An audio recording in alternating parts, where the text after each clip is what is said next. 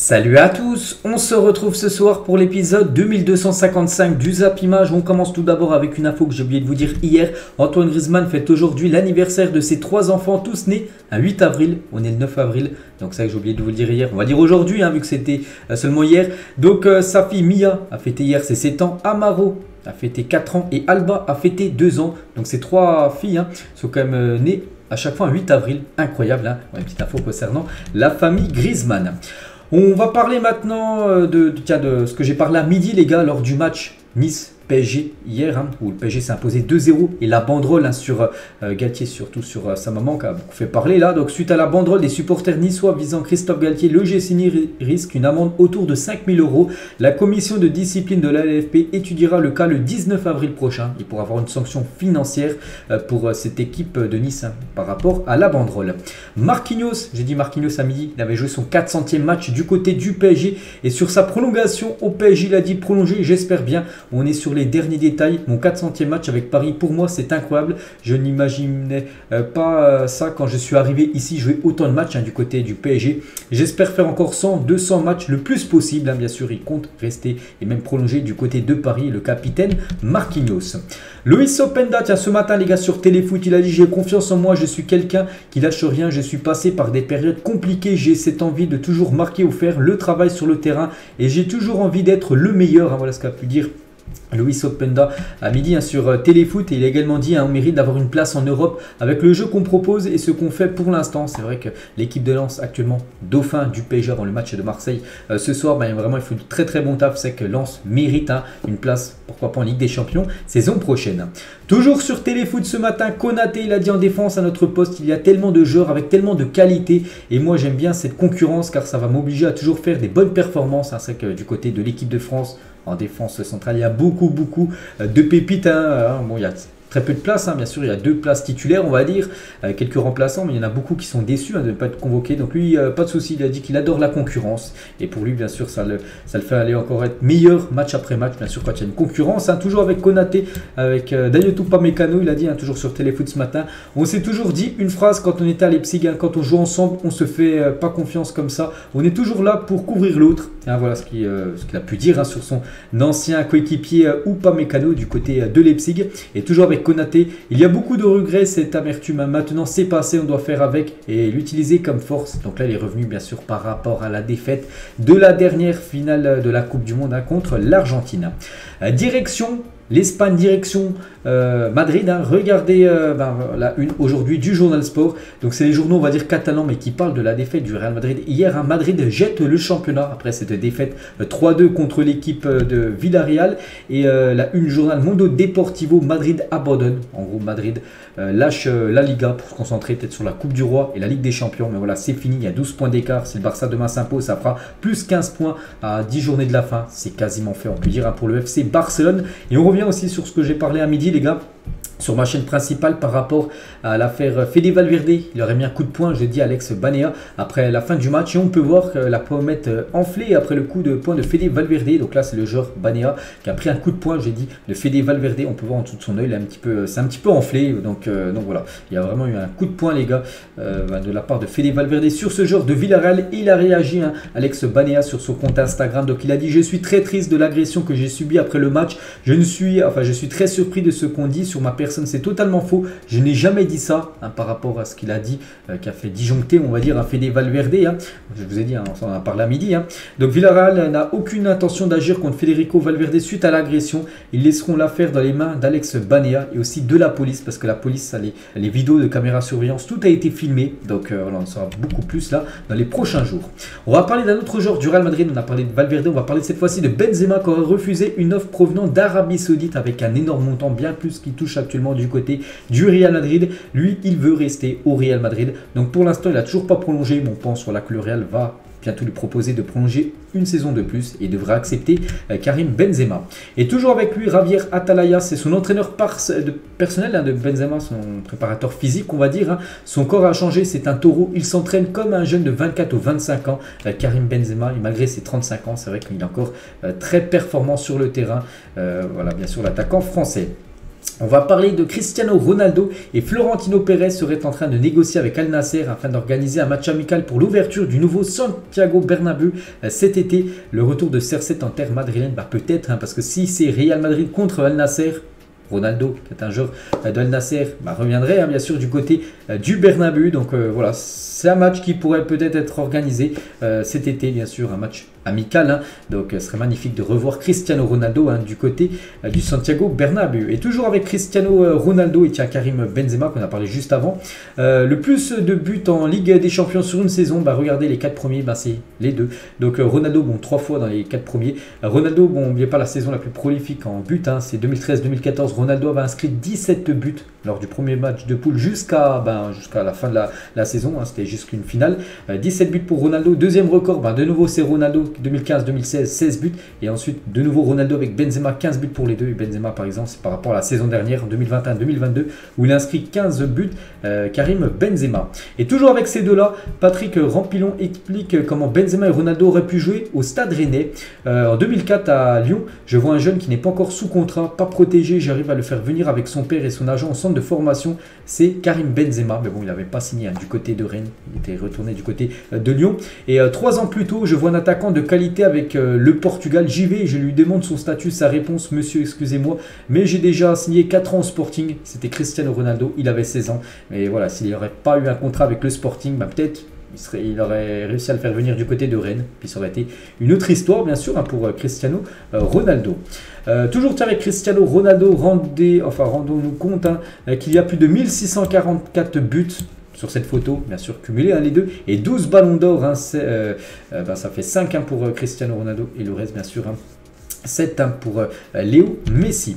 Messi et Ronaldo, c'est Pep Guardiola qui affirme que Erling Haaland est du même calibre que Léo Messi et Ronaldo. Donc Messi et Ronaldo, Haaland est à ce niveau. Voilà, c'est Pep Guardiola qui l'a dit. C'est qu'Haaland, c'est du très très costaud. Il marquera bien sûr aussi l'histoire du football avec tous les buts là qu'il marque. S'il continue d'être régulier les années suivantes, là pendant plus de 10 ans, à marquer autant de buts, il deviendra peut-être le meilleur joueur de l'histoire du foot, parce que les stats quand même sont énormes par rapport à tous les buts qu'il peut mettre. C'est complètement fou. Voici le classement des meilleures ambiances de France selon ChatGPT, vous savez, cette intelligence artificielle. Donc pour cette intelligence artificielle, c'est le Parc des Princes où il y a la meilleure ambiance en France, devant le Vélodrome Geoffroy Guichard, donc le stade de l'AS Saint-Etienne en 3e, Matmut Atlantique 4e et la Beaujoire en 5e position. Est-ce que vous êtes d'accord avec le classement? Bon, je pense qu'il y en a qui ne seront pas d'accord, qui diront comme que le Vélodrome est devant le Parc des Princes. Après, chacun son point de vue. Là, bien sûr, c'est le classement fait par ChatGPT. Toujours avec le PSG, qui a ce joueur qui joue souvent au Parc des Princes dans la meilleure ambiance en France. D'après cette intelligence artificielle, c'est Neymar. Il y a une petite photo de Neymar actuellement au Brésil pour se soigner. On va parler quelques infos mercato. 2 équipes ont entamé des discussions pour Alexis McAllister, Liverpool et Chelsea. Donc lui, c'est un joueur argentin de Brighton. Le milieu argentin est prêt à passer un cap dans sa carrière et quitter Brighton, même si Brighton, c'est pas mal, et viser plus haut. Chelsea et Liverpool, même si les deux au classement, Brighton est mieux classé quand même que ces 2 équipes, parce que Chelsea et Liverpool sont en train de réaliser une saison catastrophique en première ligue. Yunus Musa, joueur américain, dispose d'une clause libératoire fixée à 90 millions d'euros, mais le FC Valence pourrait le laisser partir cet été pour une somme comprise entre 35 et 40 millions d'euros. Une petite info concernant ce joueur niveau mercato. Lui aussi, les gars, pourrait quitter le club. Ansu Fati pourrait quitter le Barça, et Manchester United est très intéressé par Ansu Fati, souhaite le recruter cet été. Souvenez-vous l'interview du père d'Ansu Fati qui voulait que son fils quitte le Barça pour avoir plus de temps de jeu ailleurs. Pourquoi pas Manchester? Après, je ne sais pas s'il aura plus de temps de jeu là-bas qu'au FC Barcelone, mais voilà, il pourrait peut-être être vendu par l'équipe Blaugrana. Toujours avec le FC Barcelone, les négociations entre le Barça et Dembélé concernant une prolongation seraient au point mort. N'oubliez pas qu'il est en fin de contrat l'année prochaine, en 2024.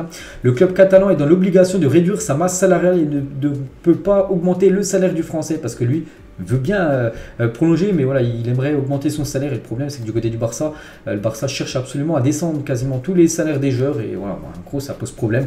Et bien sûr, s'il n'y a aucun accord, il pourrait être vendu là cet été pour éviter de le perdre gratuitement l'été prochain. Le Barça souhaiterait recruter Xavi Simons dès cet été. Pour rappel, le jeune néerlandais a joué pour le club catalan de 2010 à 2019. C'était dans le centre de formation La Masia. Et après, il est parti au PSG, maintenant au PSV, et il pourrait retourner. Le Barça aimerait son retour. Donc après, ça reste à voir. C'est Mundo Deportivo qu'on voit cette info. Et concernant ce joueur actuellement du côté du PSV, donc il a joué hier, hein. N'oubliez pas qu'il est jeune, il a seulement 19 ans. Et nouvelle fois décisif avec le PSV, un but et une passe D lors de son match hier. 28 buts de Redivisi pour 14 buts et 8 passes décisives hein, pour le joueur Xavi Simons. Paulo Dybala tient buteur avec l'AS Roma. Regardez une photo de lui là dans son temps libre hein, du côté de cette magnifique ville de Rome. Hein. Victor Osimhen, les gars, sur sa grave blessure au visage en novembre 2021. Souvenez-vous, il avait été opéré, il avait loupé beaucoup de matchs. Hein. Son œil était sorti de l'orbite. C'était vraiment des terribles images. Hein. Vraiment, une grosse blessure. Il a dit il fallait reconstruire ma face. Ils sont passés par l'intérieur de ma bouche hein, pour voilà, reconstruire tout simplement son visage. Hein. Pendant 2 mois, je ne sentais plus rien, comme si une partie de mon visage demeurait anesthésiée. C'est pour ça qu'il a dû jouer avec ce masque, et je crois que toujours il joue avec ce masque, hein. Victor Osimhen, hein, c'était une énorme blessure, hein. Heureusement voilà maintenant pour lui, hein, c'est du passé. Et toujours avec Osimhen sur son transfert avorté à Bruges, il a failli signer un coup à Bruges, hein. Bon c'était il y a quelques années, ça n'avait pas été fait. Donc ils m'ont dit que tout était ok, puis le président est venu me voir pour me dire que si Zulte Waregem ne m'avait pas fait signer, lui dirigeant d'un plus grand club hein, que cette équipe de Zulte Waregem, donc ne pouvait pas risquer de le signer, hein. C'était très traumatisant, voilà, donc parce que Bruges avait vu qu'une petite équipe ne voulait pas le signer, donc Bruges se sont dit là, si la petite équipe ne veut pas signer Victor Osimhen, on va pas prendre le risque de signer ce joueur que même une petite équipe refuse, et du coup ben voilà, ils ont refusé, puis ouais, ils se sont mal fait hein, parce que maintenant qu'on voit bien sûr ce qu'il apporte avec par exemple une équipe de Naples, hein, ça doit être de gros regrets du côté de Bruges. L'UEFA aurait validé la création d'un conseil des sages dans lequel 20 personnalités se réuniront une fois par an pour réfléchir au grand thème du football. Zidane, Mourinho, Ancelotti devraient intégrer ce conseil. Voilà une petite info concernant ces trois là les gars. Et concernant Zizou, hein, Materazzi, hein, vous avez tous vu bien sûr Materazzi et Zidane hein, en 2006, hein, ce qui s'est passé. Et Materazzi qui était, je sais pas, il était dans une interview sur le coup de tête de Zidane en 2006. Hein, il m'a proposé ce maillot, je lui ai répondu non, je préfère ta sœur. La suite, on s'en souvient tous. Voilà, pas ça Zidane. Donc voilà, Zidane, il chambrait les deux, puis Zidane lui a dit, tu sais peut-être qu'il accrochait un petit peu trop, là c'était au duel, il dit je te donnerai mon maillot si tu veux que de m'accrocher, puis il a dit non je préfère ta soeur, puis là Zidane les gars il a vu rouge, et ouais il s'est passé ça, puis voilà Zidane a pris un carton juste après, puis la France a perdu cette finale au tir au but, hein, comme ça a été le cas là il y a quelques semaines. Jess Marsh les gars va être nommé nouveau coach de Leicester, voilà c'est imminent, Leicester en plus qui s'est incliné hier à 0, et du coup ça devrait être lui là le futur coach de Leicester pour essayer de sauver l'équipe hein, de la relégation. Ça sent très mauvais hein, pour Leicester. Alexander Seferin, le président de l'UEFA, est accusé par un média slovène d'avoir falsifié des documents et d'avoir menti sur son CV. Bon, une petite info concernant le président de l'UEFA qui a été élu il y a quelques jours, hein, de nouveau, mais c'était lui le seul qui s'était remis en candidat pour être président de l'UEFA. Ben, de nouveau il est président de l'UEFA jusqu'en 2027 et on peut voir qu'il a un petit peu de problème actuellement parce qu'il aurait menti sur son CV. Un adolescent d'Ordogne a été agressé par 2 camarades car il portait un survêtement de l'OM. Le jeune garçon a eu le nez cassé et plusieurs points de suture, hein, nous lui souhaitons un bon rétablissement. Voilà, c'est fou de voir ça les gars, qui s'est fait frapper parce qu'il portait un équipement voilà, d'une équipe peut-être que ces 2 personnes n'aimaient pas. Ah, c'est fou les gars, tout ça pour du foot, hein. On lui souhaite bien sûr un bon rétablissement aux jeunes. On va parler de l'organisme responsable de la gestion arbitre professionnel en Angleterre qui a reconnu que la VAR avait commis une erreur d'appréciation dans le match entre Tottenham et Brighton hier. J'en ai parlé à midi, Tottenham s'est imposé 2-1, mais ils auraient dû bénéficier d'un penalty. L'équipe de Brighton, il y avait bel et bien un penalty sur Mitoma, donc la VAR a dit qu'il n'y avait pas péno, mais il y avait bien péno, et ben, du coup ben, ça fait quand même défaite hein, pour l'équipe de Brighton 2-1. Eugénie Le Sommer sur son retour en équipe de France. N'oubliez pas que ce Corindia qui a été plus appelé hein, depuis plus de 2 ans. Je ne m'y attendais pas du tout. Si on m'avait dit il y a 10 jours que je me serais retrouvé ici avec une victoire, un but, 2 buts dans cette liste en tant que vice-capitaine, il n'y avait pas cru. Et c'est Hervé Renard bien sûr qui l'a déjà fait revenir dans le groupe. Elle a joué, elle a marqué un doublé. Elle est devenue en plus meilleure buteuse de l'histoire des Bleus féminins avec plus de 88 buts inscrits. Kamavinga, après avoir échangé des maillots avec Ronaldo, avec son maillot avec Ronaldo 2020, je ne le laverai jamais. C'était lors d'un match France-Portugal. Il avait échangé son maillot en fin de match avec celui de Cristiano Ronaldo. Il l'avait mis hein, sur sa story Instagram dès la fin du match. Je ne le lave pas. Et bon, je ne sais pas s'il l'a lavé depuis, mais bon, voilà, bien sûr, il a été très content d'obtenir le maillot de CR7. Regardez le nombre de victoires lors des Classicos. Donc, mercredi dernier, hein, ça a été la victoire du Real Madrid du côté du Camp Nou, 102 victoires du Real contre le Barça, 100 victoires du Barça contre le Real et 51 matchs nuls, quasiment les stats parfaites on va dire hein, entre ces 2 grands clubs espagnols. Iker Casillas, légende du côté du Real, hein, un prono pour la finale de la Ligue des Champions, mais pas que la Ligue des Champions, ça commence après-demain. Hein. Je dirais Real Madrid-Naples. Donc voilà, ils voient Real gagner dans le parti droit du tableau, Naples dans le parti gauche et affronter ces deux grandes équipes. Hein. Bon, une équipe qui a gagné quand même 14 Ligues des Champions, une équipe qui n'a jamais gagné la Ligue des Champions, qui n'a jamais été en quart de finale Ligue des Champions, chose faite actuellement. Regardez cette magnifique photo les gars, avec ce magnifique stade, mais c'est pas surtout le stade qui est magnifique, c'est la montagne derrière, un magnifique panorama. Et on va finir hein, cet épisode ce soir les gars. Si vous pouviez jouer un match dans un stade, lequel choisiriez-vous hein? Donc n'importe quel stade, si vous avez la possibilité de jouer un match tout simplement, avec l'ambiance bien sûr hein, dans le stade. Le stade, quel stade vous choisiriez? Donc moi je partirais au Camp Nou, vraiment si j'avais le choix de jouer un match, Camp Nou bien sûr avec l'ambiance, tout ça, à guichet fermé, donc voilà, bon après, n'hésitez pas à mettre pour vous votre choix en commentaire. Donc voilà les gars ce qu'il y avait à dire aujourd'hui, j'espère que ça vous a plu. Donc je vous souhaite une bonne soirée, on se retrouve demain midi bien sûr sur la chaîne principale. Ciao à tous.